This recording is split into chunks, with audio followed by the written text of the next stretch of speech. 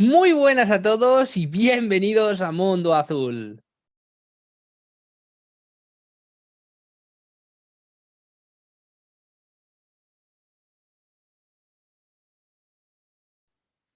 Bueno, pues bienvenidos un día más a Mundo Azul, al canal de Mundo Azul. Y hoy la verdad es que estoy bastante emocionado porque el vídeo que os traigo hoy, con una colaboración especial, es un vídeo que yo tenía muchísimas ganas, sobre todo por el tema y la materia que hoy vamos a tocar, algo que en un principio a mí me resultaba un poco misterioso y que luego he ido viendo que es una faceta más de la vida y sobre todo que es algo a lo que se puede llegar a aplicar, algo súper interesante y que merece la pena estudiarlo. Hoy vamos a hablar de la cábala y sus secretos y tenemos como conductor, como guía a Fernando en Armonía, que tiene un canal en YouTube también llamado En Armonía y ahí nos explica un montón de temas. Y bueno, muy buenas Fernando, ¿qué tal? ¿Cómo estás? Muy bien, muchas gracias por invitarme, Julio. Un placer estar aquí.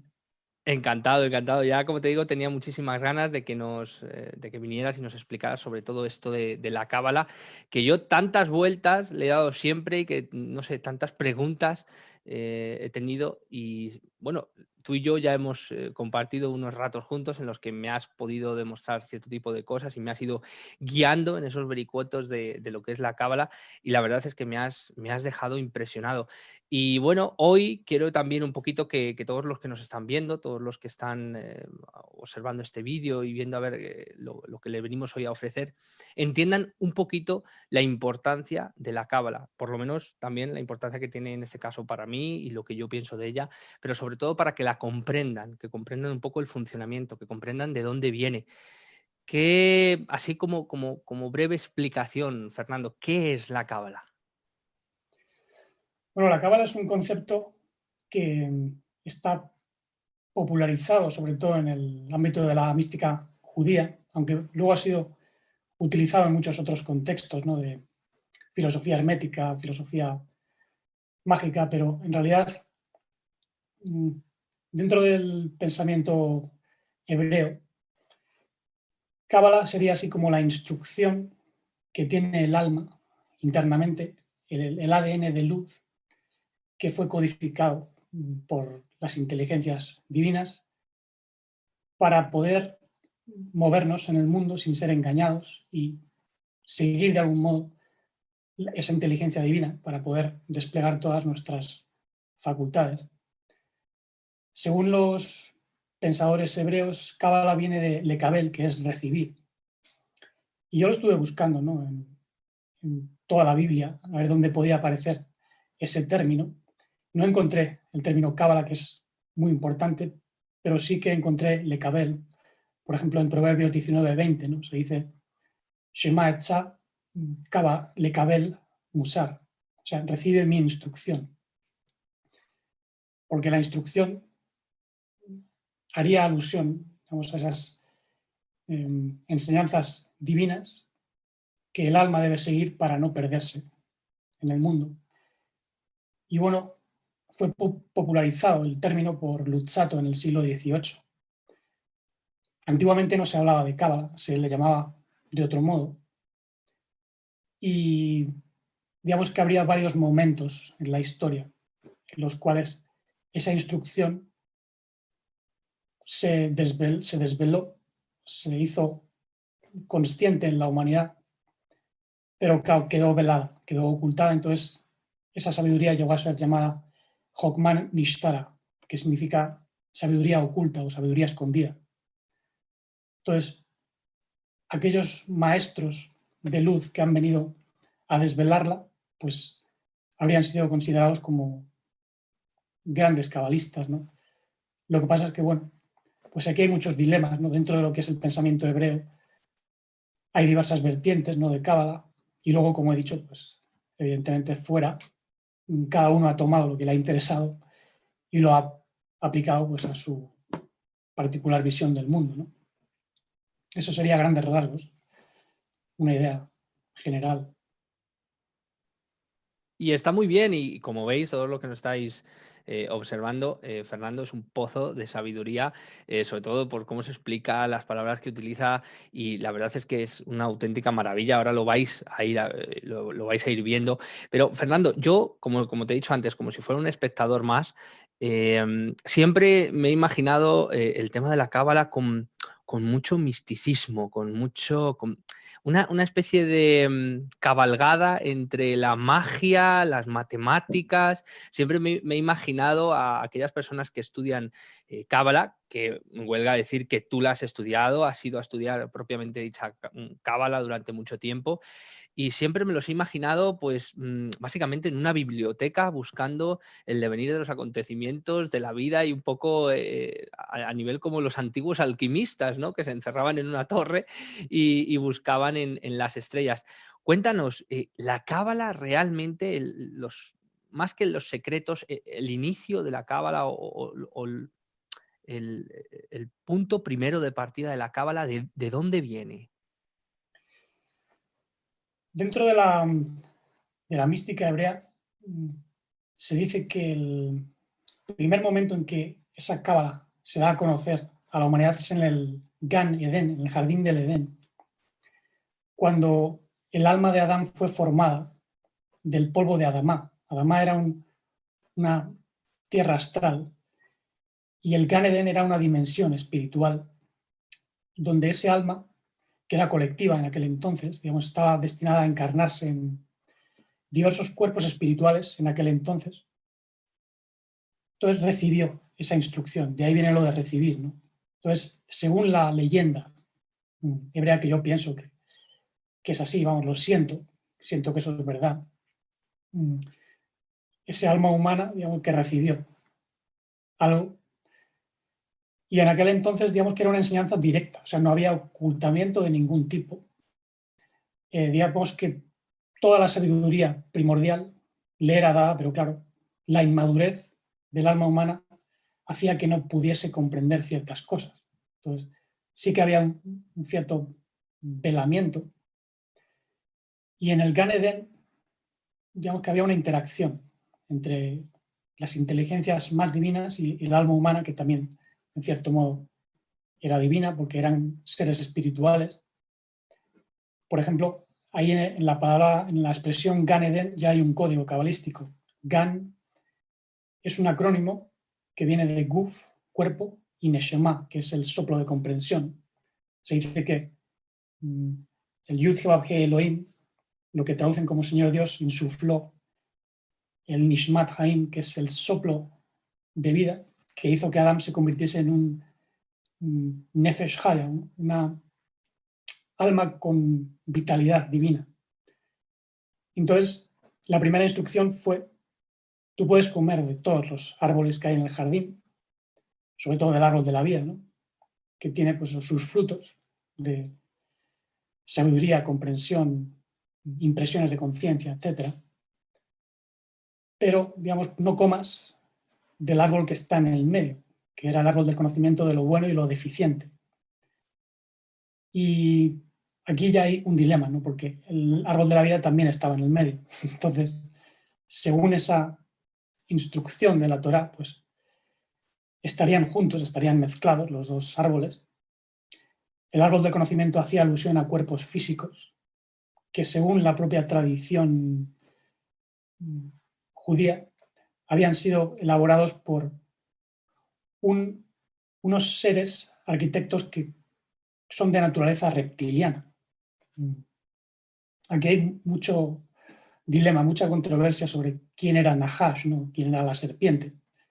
Pero el caso es que la humanidad fue tentada por especies que ya venían de otros mundos que habían sido destruidos anteriormente porque no habían funcionado.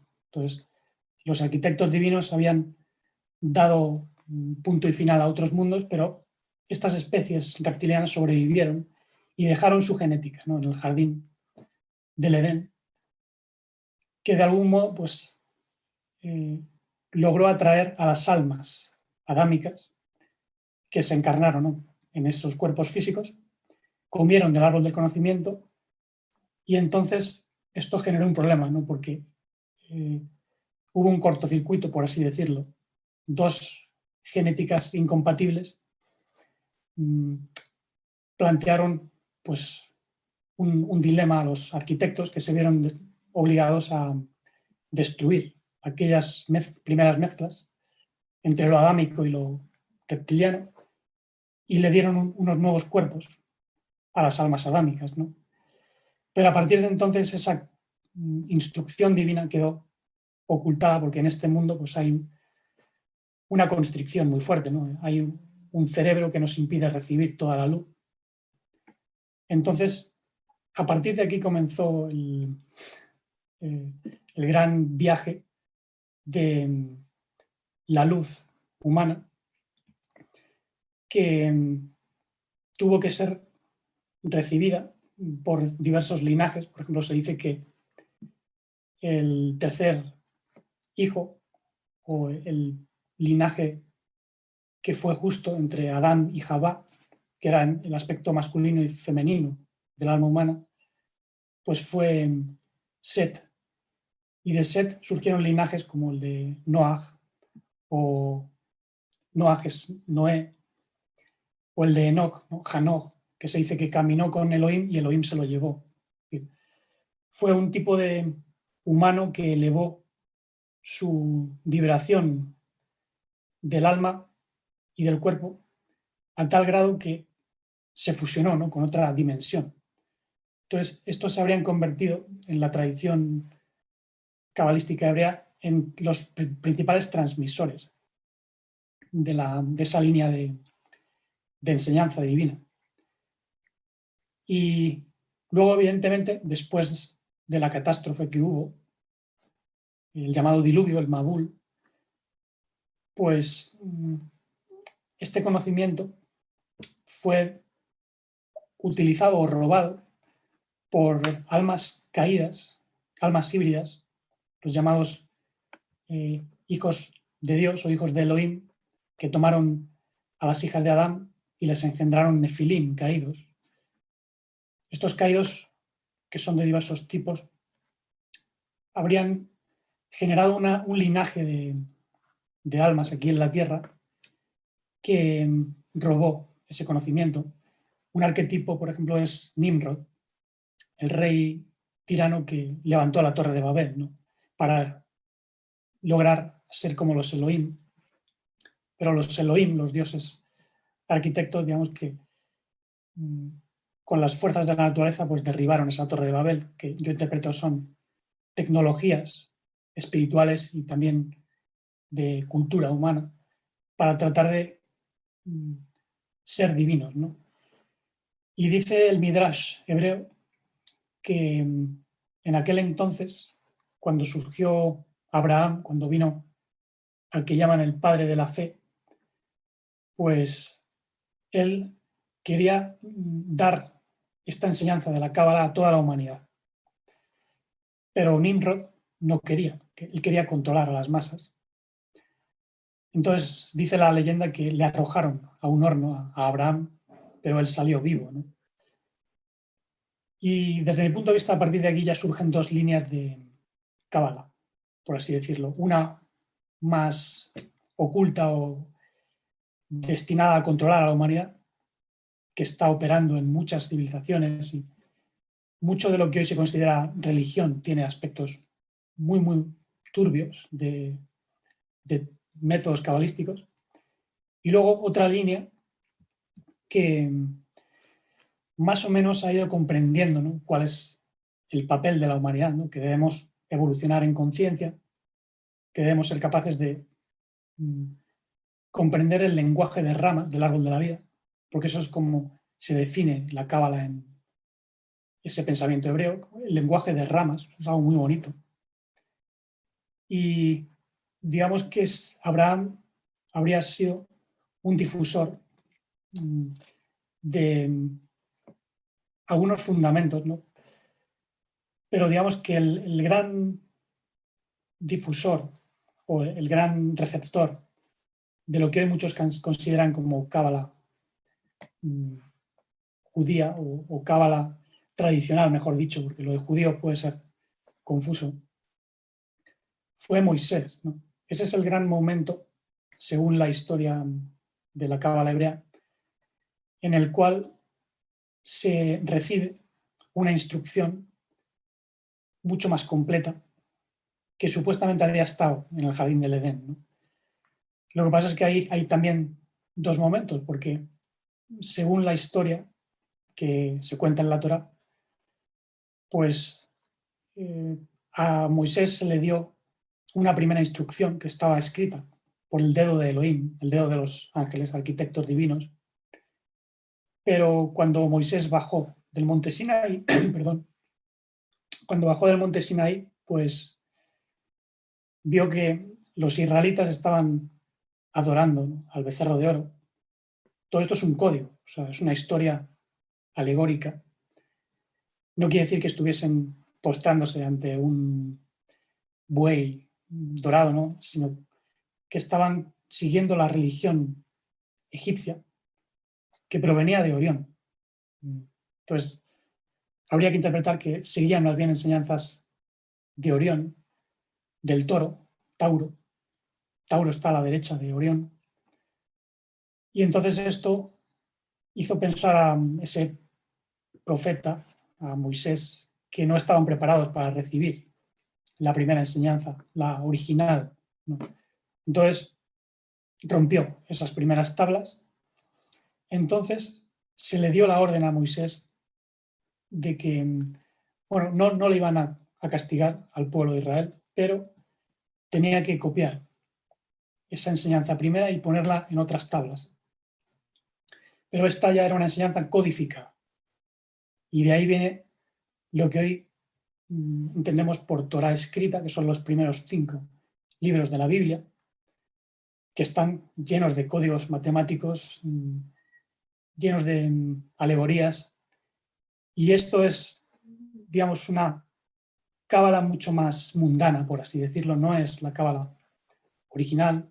Está llena de velamientos, de fórmulas matemáticas que han dado lugar, pues, a derramamientos de sangre, porque la gente no entiende eso si no es con una instrucción. Y el pueblo judío, digamos, que incluso no fue capaz de entender esas enseñanzas y fueron hechos esclavos en Babilonia, fueron llevados a Babilonia, como se cuenta, y allí adquirieron también otro tipo de sabiduría cabalística que provenía de Mesopotamia. Entonces todo eso se mezcló y por eso hay tanta contradicción, ¿no?, en la Biblia. ¿Cómo es posible que lo divino pueda destruir a pueblos, ordenar al pueblo judío que arrasen, ¿no?, a los cananeos, ¿no?, que maten a hombres, mujeres, niños, y luego digan no matarás, ¿no? Todas estas contradicciones no se explican si no es por esa mezcla, ese marasmo que hubo, pues, al mezclarse dos líneas de luz. Los ángeles tampoco es que supiesen gestionar mucho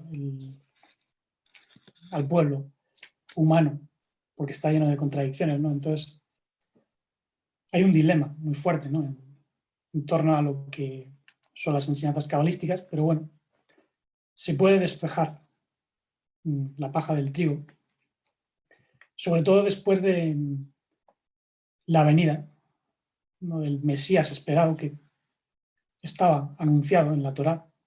Dice, os daré a un profeta como Moisés. Y entonces llegó Yeshua, como dirían muchos en hebreo, que lo que hizo fue elevar la enseñanza mucho más. O sea, ni siquiera era la cábala que conocían los judíos, era algo mucho más fuerte, porque él era, digamos, la Torá viviente, o sea, la Torá original de luz, la instrucción divina ejemplificada y mostrada. Pero muy pocos supieron reconocer al Mesías. Los esenios estaban familiarizados con la cábala, con la Jochma Nistar, la sabiduría escondida, y ellos sí la reconocieron, pero otros no. Entonces, pienso que por eso, décadas después de la venida de Yeshua, se produjo una segunda revelación de la cábala oculta, que podemos decir, y fue en una cueva. Había un sabio, un gran maestro que se llamaba Rabí Shimon Bar Yochai, que bueno, se escondió en una cueva porque huía del pueblo, de la persecución romana, perdón. Y dice la tradición que él recibió de Moisés una instrucción para comprender la Torá. Y esa instrucción se le dio el nombre de Zohar, el esplendor, el libro del esplendor, que en aquel entonces era oral. Y estamos hablando del siglo I, ¿no?, de nuestra era. Y ese libro del Zohar, digamos que desvelaría muchos de los códigos de la Torá escrita, que fue, pues eso, alterada, mal traducida, especialmente cuando se pasó al griego, ¿no? Pero en hebreo, digamos que muchos códigos permanecen y el Zohar, pues, los desvela, aunque también es una enseñanza bastante velada. Y luego, al cabo del tiempo, digamos que todo ese conocimiento que se desveló en esa cueva fue compilado por diversos sabios hebreos, y la gran compilación, la más famosa, pues es la que habría hecho Moshe de León aquí en España en el siglo XIII. Curiosamente, incluso el Papa de aquel entonces permitió la publicación de aquel libro, y ese libro, el Zohar, se convirtió en la fuente más importante de conocimientos, no solo en la Edad Media, al final de la Edad Media, sino también en el Renacimiento. O sea, todos los sabios filósofos científicos bebían de ahí, porque ahí estaban revelados, o desvelados, mejor dicho, conocimientos impresionantes, ¿no? Como el hecho de que hay 7 continentes, ¿no? Como conocían, ¿no?, en aquel entonces, que había también un polo norte, una Antártida, que la luz se rompe en 7 colores, muchas cosas que luego fueron corroboradas científicamente, ¿no? Ya estaban en ese libro del Zohar, que inspiró lo que es la tradición más importante de Cábala, cuya base comienza no solo en estos momentos que he descrito, sino sobre todo en el siglo XVI, con la aparición de Rabbi Isaac Luria, que era un gran cabalista, que le dio un toque de genialidad, ¿no?, a la cábala, porque él ligó lo que era la venida del Mesías a esa instrucción de luz. Entonces surgió lo que se llama cábala luriánica, o cábala inspirada por Rabbi Isaac Luria, que se considera, pues, el padre de la cábala moderna. Hoy lo que estudian muchos cabalistas judíos son las enseñanzas del Arizal, Rabbi Isaac Luria, del cual, pues, bebieron muchos otros maestros, incluido el que popularizó el término de cábala, que fue Luzzatto en el siglo XVIII. Y digamos que luego, en el siglo XIX, surgió una corriente de cábala muy importante, que es el hasidismo.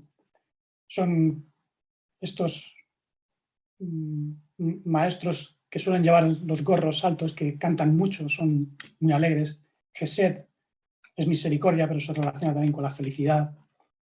Y ellos tienen la idea de que ese conocimiento tiene que compartirse con todos, o sea, que no puede ser exclusivo de aquellos que han sido instruidos de generación en generación, sino que tiene que darse a todo el mundo, ¿no?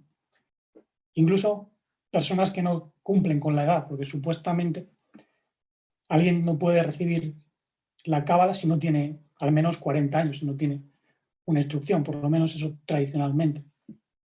Entonces, esa visión de cábala que surgió en el 19 se difundió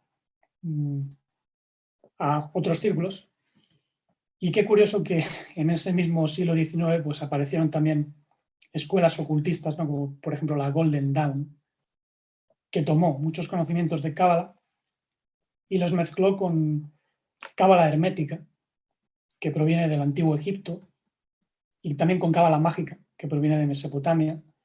Con lo Y cual hay un montón de cábalas, ¿no? Porque claro, porque lo que estoy más o menos entendiendo o comprendiendo en esa mitología hebrea, judía, cabalística, es lo primero, escuchándote la cantidad de similitudes que hay, por ejemplo, con el Islam, cosa que es obvia, ¿no? Que es una religión que procede un poco también de lo judío.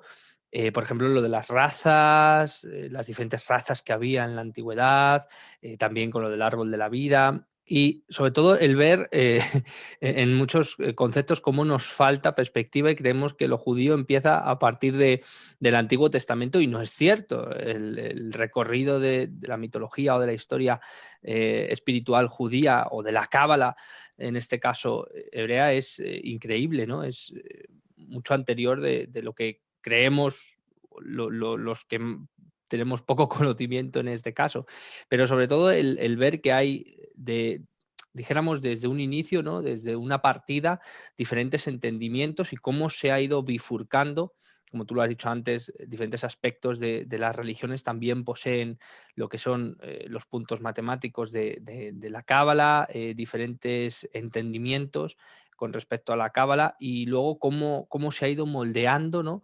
En definitiva, teniendo en cuenta el aprendizaje de cada cual. ¿Y cuántas cábalas o cuántos conceptos cabalísticos hay o de la rama propiamente dicha de la cábala? pues yo lo dividiría sobre todo en la cábala mística hebrea, dentro de la cual hay una facción más teórica, por ejemplo la de Isaac Luria, consiste pues eso, en estudiar mucho, en comprender la conexión de lo divino dentro de nosotros en relación al Mesías. Y hay otra línea dentro del misticismo hebreo que es más contemplativa, o sea, utilizan mucho más meditaciones, oraciones, pero bueno, siguen siendo la mística tradicional hebrea. Luego habría una cábala hermética y mágica que tiene dos focos desde mi investigación.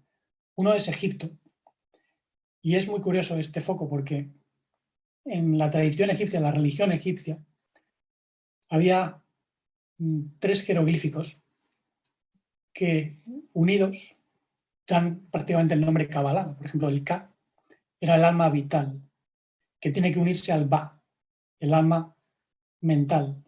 Y eso daba lugar a un tercer tipo de alma inmortal llamado Aj. Entonces, los faraones tenían una ciencia de inmortalización del alma que era enseñada por los sacerdotes egipcios. Y esa, desde mi punto de vista, sería la cábala hermética transmitida por Thoth, Hermes para los griegos, el 3 veces grande, Trismegistos. Y desde mi punto de vista, Hermes era Adán, o sea, la primera inteligencia adámica que se encarnó en diversas especies, pero no funcionó aquel experimento, porque Adán no halló ayuda idónea. Pero, sin embargo,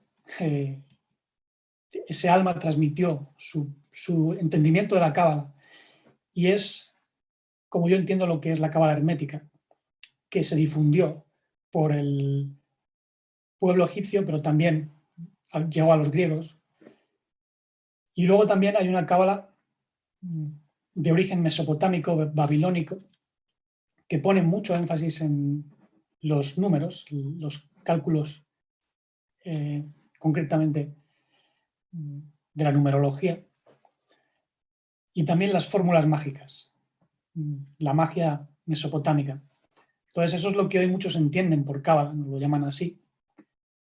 Y no quiere decir que sea algo malo, depende del contexto, puede ser muy engañoso.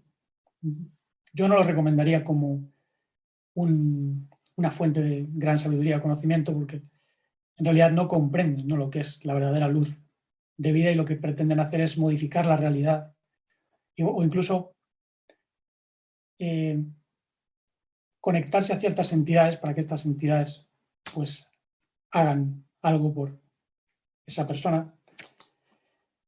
La cábala hermética es más teórica, ¿no?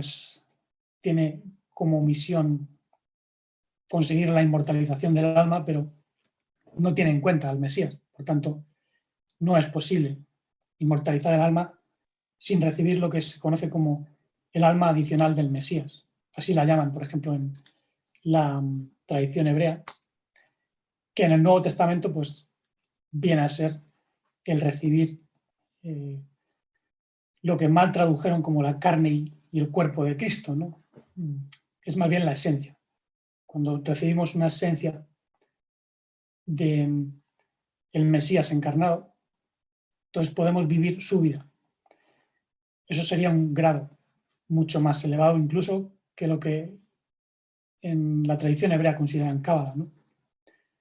Pero habría básicamente esas vertientes, ¿no? Luego podemos hablar de un tipo de cábala que surgió a partir del siglo XIX, que combina lo que es el hasidismo, o sea, la cábala judía que pretende darse al mundo, con la psicología. Y esto es muy interesante. Esto a mí me llamó mucho la atención, porque yo no sabía que Freud, por ejemplo, tenía un padre judío y que él había estudiado cosas de cábala, y que el psicoanálisis surgió del contacto que tuvo pues, Freud y algunos círculos de aquel entonces con la cábala judía. Y me llama mucho la atención, ¿no?, porque tú lo ves, ¿no?, cuando estudias a Freud o a Carl Gustav Jung, que fue el sucesor, el que inició lo que hoy se llama psicología profunda, pues tú ves ahí nociones de cábala, ¿no?, pero están mucho más depurados, es mucho más fácil acceder para un occidental a ciertos conocimientos psicológicos a través de Carl Gustav Jung que meterse pues, de lleno, ¿no?, en lo que es el estudio del hebreo. Son dos aproximaciones distintas pero compatibles cuando hablamos de lo que es la cábala aplicada, terapéutica, que podemos decir, que también está ganando popularidad. Y yo, por ejemplo, la utilizo porque como trabajo en lo que es la orientación vital, ¿no?, el coaching, pues tiene, digamos, aplicaciones muy interesantes. Incluso es compatible con la enseñanza del Mesías, Ishu, que para mí es mi maestro, ¿no? Para mí es el que trajo la verdadera enseñanza. Él no lo llamaba cábala ni nada parecido. Aunque Pablo, el apóstol Pablo, dijo en 1 Corintios 2 que nos había sido dada una enseñanza misteriosa, oculta por Dios desde antes de las edades del tiempo. Entonces, de algún modo estaba haciendo alusión a la primera instrucción divina, la Jokmah Nishtar. Pero digamos que el conocimiento que trajo Ishu era mucho más directo, mucho más íntimo. No utiliza numerologías o cálculos, pero tampoco los niega, ¿no? Digamos que hay que darle a cada cosa su lugar. O sea, esto no consiste en decir esto es del demonio o esto es de los judíos, porque en realidad judío viene de Yehudí, que es el que es puerta para Dios. Entonces, un chino, aunque no haya estudiado judaísmo, puede ser judío si él abre su corazón y recibe la O sea, que enseñanza. es como un lenguaje universal, ¿no? Está integrado en todo. Como tú me estás diciendo, como tú me estás explicando muy bien, está en la psicología, está en la filosofía, está en la religión, está casi integrado, ¿no?, en nuestro día a día, y propiamente nuevas ramas del conocimiento tienen que ver directamente con la cábala. Y qué nos puedes decir? Porque a mí me gusta mucho, a lo mejor porque soy muy novato en este tipo de cosas, pero me sorprende mucho, ¿no? Soy una persona que, no sé, que este tipo de cosas nuevas, sobre todo los números, creo que encierran un misterio muy grande, además de lo que nos quieren transmitir, ¿no? De la espiritualidad que nos quieren transmitir o del mensaje que nos quieren transmitir. Y mm, la cábala aplicada, ¿qué nos puedes contar de ella?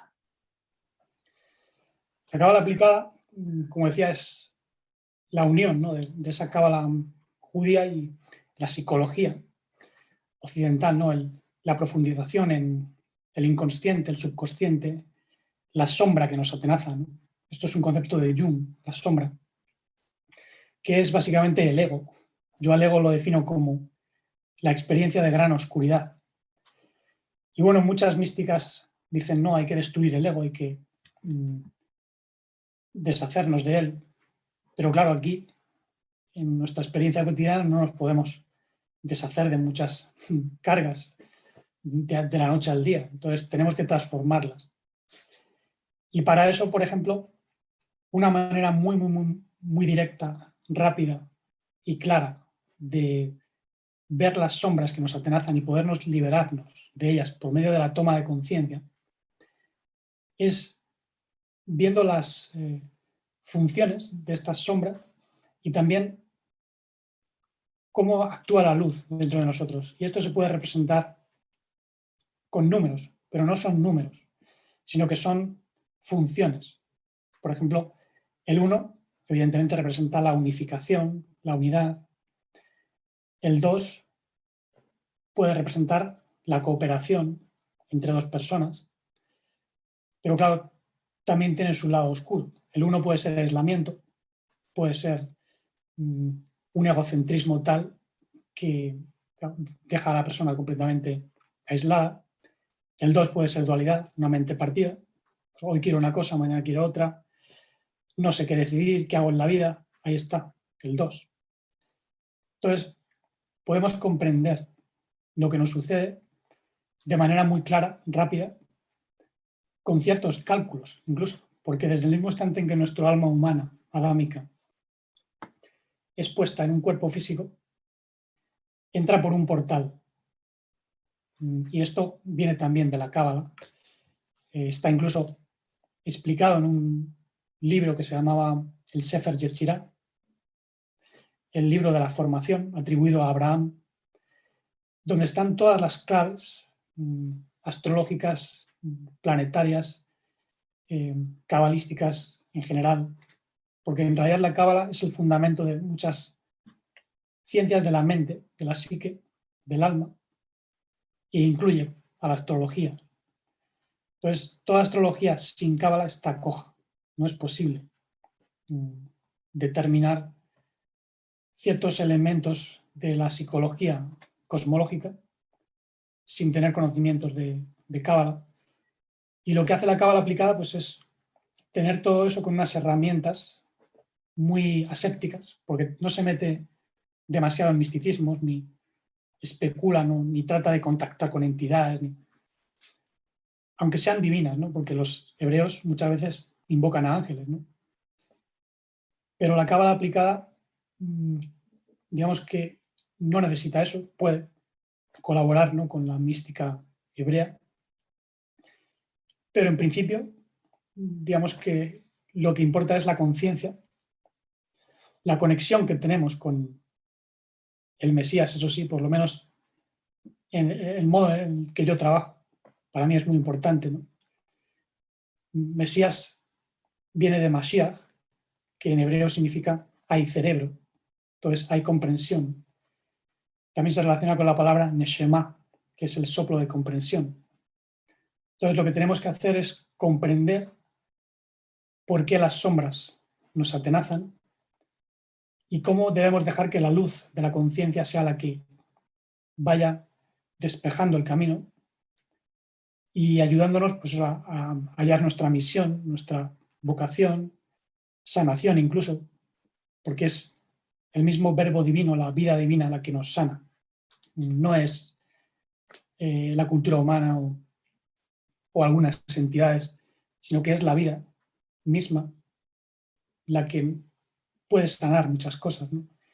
Y doy fe de que eso es así porque yo estaba con grandes problemas de salud cuando comencé a estudiar Cábala. Precisamente por eso me metí en un instituto, ¿no? Estudiar la relación entre la medicina, la psicología y la Cábala. Y bueno, de ahí obtuve algunos principios o algunas herramientas que me fueron muy útiles. Yo, por aquel entonces, que fue en el 2016, ya llevaba prácticamente 20 años estudiando, indagando en mí mismo, ¿no? Estuve en grupos de trabajo interior por muchos años, pero digamos que mi gran tarea pendiente era tener claras ciertas ideas, poder aplicarlas cuando hay bloqueos muy fuertes, ¿no? Por eso, la cábala aplicada, por ejemplo, tiene mucha importancia, sobre todo cuando hay una persona que está bloqueada, ¿no? Que no sabe para dónde tirar, qué es lo que hacer o qué le está traumando. Y puede desentrañar pues, ciertos bloqueos, algunos de ellos muy profundos. Puede haber incluso adherencias energéticas o cosas que vengan de otros ancestros o que haya adquirido no sé dónde. Entonces es la propia toma de conciencia, la luz, la que va despejando, limpiando el alma y de algún modo retorna a la persona tres aspectos fundamentales, ¿no? Que son la idea de unidad, un yo, que nadie nos puede quitar porque nos lo ha dado el bendito ser, la voluntad, de la cual no se habla mucho en Cábala judía, y la conciencia. Todas estas tres esferas están ausentes en la mayoría de árboles sefiróticos, donde solo hay 10.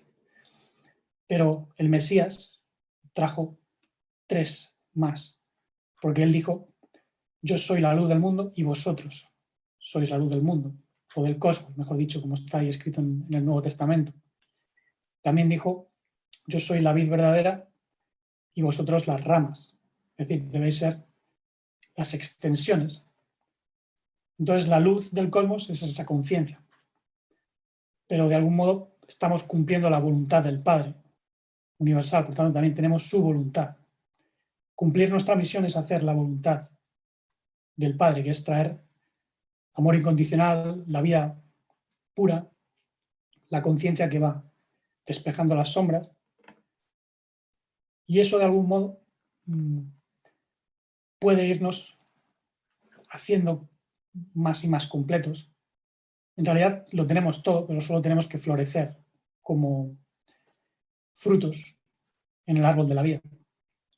Entonces esto sería incluso un paso más allá de la cábala tradicional, porque digamos que rompe algunos moldes que han sido aceptados durante miles de años en las diferentes tradiciones cabalísticas, ¿no? ¿Por qué 10 frutos? Si, por ejemplo, incluso en Sumeria, los Anunnaki aparecen con el árbol de la vida y hay 13 esferas. O sea, quiere decir que han quitado, nos han robado algo para que no despertemos. Ahí ya sería otra cuestión, ¿no? ¿Por qué? ¿Quién? ¿Y cuáles son los intereses, no? Pero para mí está claro, ¿no? Hay algo o alguien que no quiere que el humano despierte. Los judíos lo llaman el Satán, el adversario, que no es humano, o sea, viene de mundos anteriores y nos tiene envidia. Esta es la idea, ¿no? Entonces, una cábala aplicada sin meterse en conceptos demasiado complejos sería una herramienta psicológica como puede ser el psicoanálisis o la neurología, la psicología moderna, pero mucho más preciso. Por lo menos así lo veo yo. Es bastante más completo. Y esa herramienta, el funcionamiento de esa herramienta, porque tú y yo tuvimos una pequeña conversación, tuvimos una reunión en la que tú me brindaste los conocimientos y me ayudaste mucho y aplicamos todo esto que nos estás comentando de la cábala aplicada y un poquito el árbol personal mío. Y como se suele decir, para muestra un botón, para aquellos que como yo necesitan muchas veces el ejemplo para saber un poquito poner en práctica o para saber un poco discernir todo eso de forma visual, ¿no? Ver un poquito el funcionamiento. Te voy a pedir un poquillo, yo lo voy a poner en imágenes, ¿vale? La gente lo va a poder ir viendo y me gustaría que tú me explicaras un poco de forma muy resumida los conceptos fundamentales que, por ejemplo, vistes en el mío. No sé si lo guardaste, en donde, bueno, tú me ibas explicando, dijéramos, las partes buenas, las partes malas, el camino, ese camino directo en el que uno tenía que trazar para completar, dijéramos, eh, su misión o para conseguir completar lo que ha venido, ¿no? Y cómo eran esos pasos, la lectura, sobre todo, fundamental para que la gente tenga una visión más o menos general de cómo funciona esta cábala aplicada concretamente y cómo poder, porque yo creo que hay mucha gente también que al margen del propio conocimiento en sí, al margen de decir conocer por conocer, como se suele decir, el cómo poder aplicar eso en su vida. Entonces, para brindar ese pequeño ejemplo, para no liarnos mucho, para aplicar ese pequeño ejemplo en el que yo recuerdo que te di mi fecha de nacimiento, corrígeme si me equivoco, mi fecha de nacimiento, la hora, ¿no? Que te di. Sí, bueno, esos son matices. La hora no es necesaria, pero bueno, sí que conviene en algunos casos, si es de madrugada o muy cercana, ¿no? al día Siguiente. siguiente, ¿no? Para hacer 2 cartas, pero en principio no haría falta, ¿no? Digamos que lo esencial en este tipo de análisis es el portal natal, que es la fecha de nacimiento, y luego el nombre, porque en el nombre hay vibraciones. Esto forma también parte de mi pasión, porque yo soy músico, compositor. Entonces, convirtiendo lo que son las vibraciones del nombre a letras hebreas, que son 22, obtenemos lo que es la vibración de ese nombre, que nos está afectando. Esto parece una tontería, pero tiene un efecto en nosotros, en la conciencia. Cuando alguien dice Fernando, yo no solo estoy recordando a mi padre, porque mi padre también se llama Fernando, sino que hay una carga en ese nombre que es del mundo y eso me está traumando, me está pesando. Entonces, tengo que ver de dónde vienen esos traumas y cómo puedo tenerlos en conciencia para que no me cojan. Entonces, el nombre marca 2 senderos concretamente. Uno es de primera etapa y otro de segunda etapa. Y la fecha, sumando cada uno de los dígitos de nacimiento de la fecha, obtendréis un número, ¿no? En tu caso, si no recuerdo mal, era el 36. Entonces, ese 36 tiene que ver con la transformación de la sombra. Carl Gustav Jung, por ejemplo, también era el 36. Y se le considera el número de la esfinge, de la transformación de esas sombras, ¿no?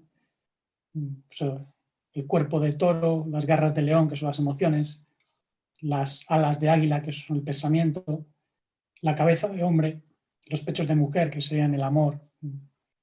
Entonces, todo eso cuando no está iluminado, pues se convierte en la esfinge, el enigma del humano que nos destroza, ¿no? Con sus garras, ¿no? Y su energía básica sería la 9, porque 3 más 6 es 9. Hay 9 tipos de energías que se corresponderían con el árbol sefirótico. Y fíjate que digo sefirótico porque el árbol de la vida es un paso más. Nosotros tenemos como una especie de pantalla que nos impide ver la realidad. Y esa pantalla es el árbol del conocimiento de lo bueno y lo deficiente, porque tiene como 2 columnas, ¿no? Hay una dualidad. Entonces, en tu caso, por ejemplo, esa energía 9 pertenecería sobre todo a la esfera de Yesod, que es donde está la energía fértil de vida que tiene que crecer. Sería de los números o funciones, mejor dicho, espirituales, la más material. El 3, el 6 y el 9 son claves del universo. Incluso Nikola Tesla nos lo dijo. Quien conoce el 3, el 6 y el 9 tiene las claves del universo. Y se pueden considerar en tríadas, ¿no? Por ejemplo, el 3 sería el más espiritual de los números asociados, ¿no? al espíritu. Luego el 6 es el más emocional y el 9 el más mental. Entonces, si una persona conoce cuál es su número de base, puede tener una idea general de por dónde van a ir los cauces de su vida. Por ejemplo, quien tenga un 37 ya sabe que su energía básica va a ser el 1, aunque 3 más 7 suma 10. Entonces, va a ser una persona que tiene que abrir caminos, que tiene que ser un líder, que tiene que tener unas ideas claras. Depende luego ya de los matices, porque puede haber un 37, pero otros números pueden dar el 1 también y tiene diferentes matices. Para quien tenga una energía base 2, pues será una persona que tenga muchas dudas, que tenga la incapacidad de tomar decisiones rápidas. Entonces, tiene que ver por qué no puede tomar esas decisiones rápidas, qué es lo que le está impidiendo ser consciente de eso. Tiene que desarrollar la intuición. Si tiene un 3, como por ejemplo en mi caso, pues vamos a ser personas muy sensibles, muy creativas, que tienen que expresar mucho las emociones. Si te das cuenta, yo utilizo mucho las manos, ¿no? Para expresarme. Y he tenido muchos problemas de comunicación. El 3 tiene que ver con esa comunicación. Y en sombra, pues es un bloqueo mental. Es decir, no entiendo, no sé qué me pasa. Esto tiene que ser iluminado, ¿no? Para que no nos enferme. Somos personas con una capacidad tremenda para almacenar información, pero claro, si eso no lo ponemos en práctica, no lo integramos, pues no vale para nada. El 4, los que tienen una energía 4 de base, pues van a ser personas que necesitan un marco de referencia muy claro, pasos lógicos, procesos claros a seguir. Pueden ser personas demasiado ancladas, ¿no? En la materialidad, quieren tocar, aunque pueden tener un trauma cuando se desconectan de la materia. Hace poco me vino una chica que estaba tomando medicación porque después de ir a unos talleres sobre la Matrix, los arcontes, dice que no daba pie con bola, que estaba muy confusa y era un 40. Entonces, se ha desconectado de la materia. Entonces, eso hay que verlo, ¿no? Cuando viene un 0 delante del 4, quiere decir que hay algo más. Los que tienen un 5, pues van a ser personas que quieren libertad, necesitan mucha disciplina, entonces pueden caer en lo opuesto, ¿no? En el libertinaje. Quieren irse de viaje, ¿no? De juerga. Entonces lo que tienen que hacer es desarrollar más los principios éticos y principios de vida claros, tener una idea muy clara de su misión de vida. Los que tienen un 6 de base van a ser personas que les gusta mucho la aceptación en familia, estar con los amigos, cierta diversión. Lo que pasa es que no es como la diversión del 5, ¿no? Sino más familiar. Y suelen ser personas que traen un trauma gordo de infancia. Es curioso, pero muchas personas que me vienen con este tipo de función en su portal natal o en sus senderos han sufrido abusos en la infancia, bullying, abortos, y eso no puede ser casual. O sea, ¿cómo es posible, ¿no? Que trayendo ese 6 tengan siempre esos traumas? Porque sí, yo he sufrido bullying, pero no me ha traumado tanto, ¿no? Como a estas personas. Entonces lo que tienen que trabajar es más el autorreconocimiento, ¿no? El soltar el victimismo, la autocompasión, que son mecanismos de defensa de la sombra para protegerse de este tipo de traumas. Luego tenemos a personas con base 7, ¿no? Que son muy penetrantes, tienen una visión increíble para ver los detalles. Son buenas conductoras de la energía, organizadoras, pero se pueden volver demasiado obsesionadas, ¿no?, con el tiempo, el trabajo. Es que no tengo tiempo, tengo mucho trabajo. Tengo un colega, ¿no?, que siempre me dice, es que tengo demasiado en mi plato, no te he podido contactar porque eh, tenía muchas tareas y es un 7. Claro, ¿qué trabajo te cuesta, no? Decirme, pues sí, no. Pero estas personas sienten, ¿no?, una especie de mm, presión por el tiempo, esa sería la expresión mejor. El 7 tiene que ver con los ciclos temporales. Las que tienen una base 8, por ejemplo, van a ser personas muy justicieras o que les gusta defender a los demás, que se sienten muy ofendidas cuando tú les tocas una fibra sensible. Por eso hay que tener mucho cuidado, ¿no?, con los 8, porque su sombra es muy reactiva y se puede cargar de rencor como no tengas cierto manejo. O sea que básicamente Entonces, cada número tiene su parte positiva, si dijéramos su pináculo, y luego también su punto de descenso máximo, ¿no? Digamos sus claros oscuros. eso es lo bonito, ¿no? Que no hay que considerar mm, la matemática sagrada, si lo podemos considerar como algo malo, sino son funciones. Yo lo llamo ontología armónica, porque la ontología es la ciencia de la realidad, ¿no? Y esta manera de ver la matemática es totalmente distinta como la vemos hoy, porque hoy en día la matemática es, pues, cantidad y rango, ¿no? Algunos prefieren ser número 1 y no número 2. O hay algunos que dicen, no, prefiero ser un número 8 porque el 8 es el que defiende a los demás y es mejor que el 2 porque el 2 simplemente coopera. Pero en esta otra manera de ver las cosas, todos los números tienen su función. Entonces, no hay nada malo, ¿no?, en nacer con una energía que tenemos que desarrollar.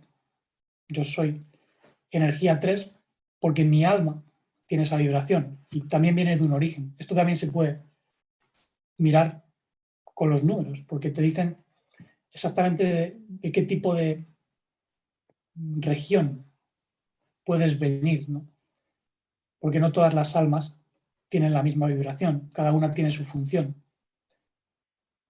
Digamos que la jerarquía desaparece, porque en el mundo divino del árbol de la vida ya no hay ni mejores ni peores, ¿no?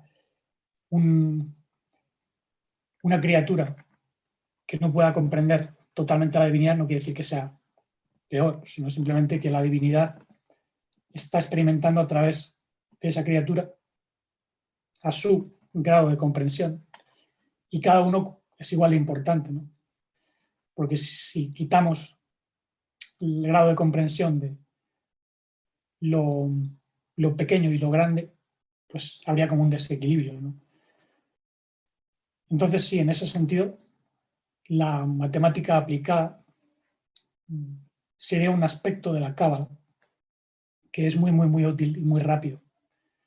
Porque, claro, cuando tú vas al psicólogo, pues él te hace una serie de preguntas, te hace un cuestionario y muchas veces llegan a las mismas conclusiones a las que se llega con este otro modo. Pero, claro, dan muchas vueltas y no comprenden la conexión del alma, el cuerpo y el espíritu, porque dicen que no existe. O sea, los psicólogos y los psiquiatras dicen que somos, pues, un cerebro con interacciones neuronales y químicas y que eso genera la psique. Lo llaman epifenómeno, ¿no? Ahora dicen que la conciencia es el campo electromagnético. Eso es imposible. No puede ser eso. Porque la conciencia conoce el campo electromagnético, por tanto no puede ser eso. No sería bueno entonces acercarse a un microondas, ¿no, Fernando? Bueno, un cortocircuito. Claro. Bueno, no, lo que está claro es que la cábala es mágico, tiene unos misterios increíbles y sobre todo que nos desvela los aspectos. Yo recuerdo y tengo que matizar que cuando tú y yo tuvimos el encuentro me dejaste impresionado porque había cosas que no es que no supiera, pero como que le encontré sentido a lo que me estabas explicando y sobre todo en los oscuros, y creo que una de las mejores cosas que hay que hacer, sobre todo para llegar a la verdad o a una verdad más o menos lograda, es ser sincero. Y yo recuerdo que según me lo estabas diciendo, digo, es que me estás haciendo un cuadro de mi vida. O sea, es que me sentía hasta desnudo, ¿no? Porque decías, bendito sea Dios, y yo dándole vueltas en la cama y intentando ser lo mejor, y este hombre me ha hecho un diagrama de mi vida con números y me ha explicado los puntos fuertes, los puntos débiles, hacia dónde tengo que ir, sobre todo los rasgos de mi personalidad a la perfección y puntos concretos que yo quería saber, que como te digo, que no es que no supiera, pero muchas veces como que lo que tú dices, ese sistema, ¿no? Ese ego te pone una serie de mecanismos para que no veas cosas que te van a doler en un principio, pero que al reconocerlas vas a poder superar, ¿no? O vas a poder de alguna manera modificar o mejorar, que de otra manera, si no sabes que están, porque están tapadas en una serie de capas y capas como la cebolla, ¿no? De cortafuegos, vamos a decirlo de esa manera, pues nunca lo vas a poder llegar a sanar o curar o por lo menos ser consciente de que eso existe y que pertenece a parte de ti y que eres tú el dueño de esa situación.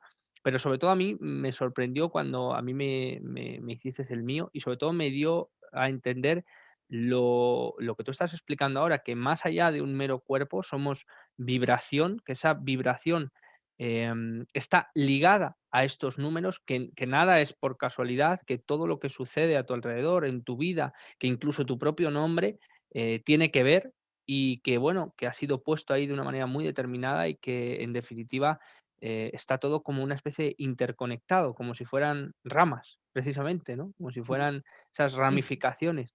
Y en definitiva lo que yo pude ver, constatar más bien, aunque como te digo soy un neófito, es que la cábala es una de las cosas más sorprendentes, más mágicas desde los que tenemos la perspectiva de que no sabemos nada de ella, pero sobre todo más increíbles por casi lo acertado, ¿no? Obviamente son números, pero casi lo acertado, lo matemático de la situación en cuanto a dibujar el panorama de la vida.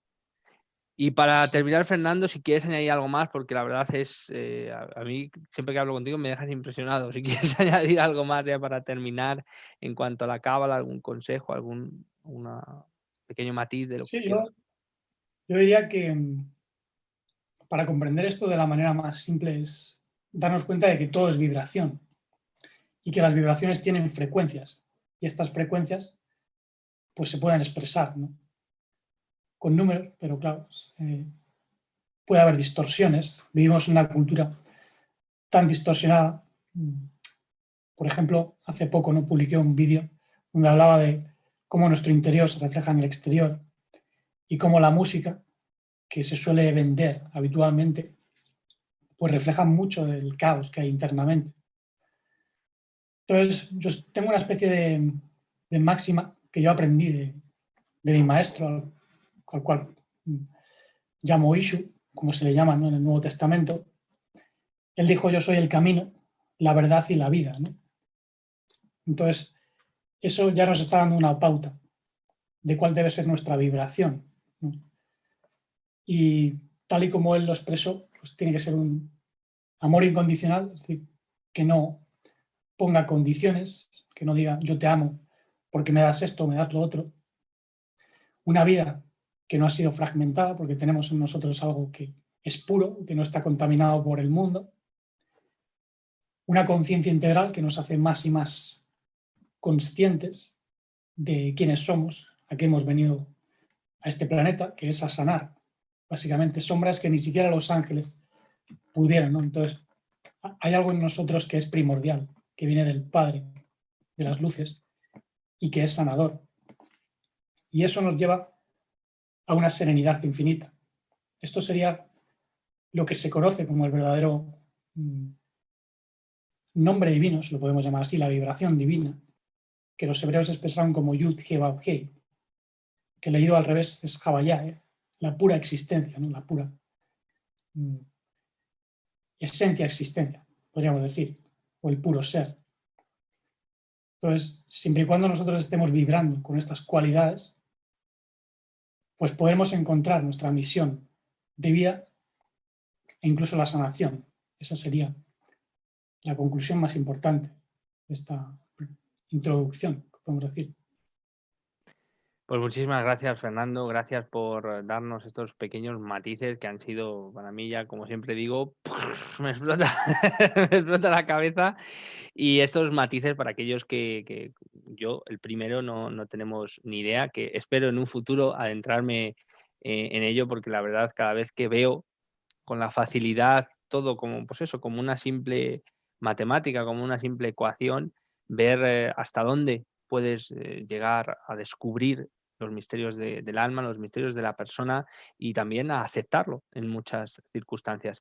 Y como digo, muchísimas gracias, Fernando, por descubrirnos, dando estas pequeñas pinceladas de lo que es la cábala, de esos misterios, de esa composición que a muchos en muchas ocasiones, ¿no? Esa típica frase de, ¿no? ¿Estás haciendo cábala? Bueno, pues precisamente estamos aquí también haciendo un poco de cábala, de ver lo maravilloso y hasta dónde puede llegar esta disciplina, si es que se puede llegar a denominar como tal.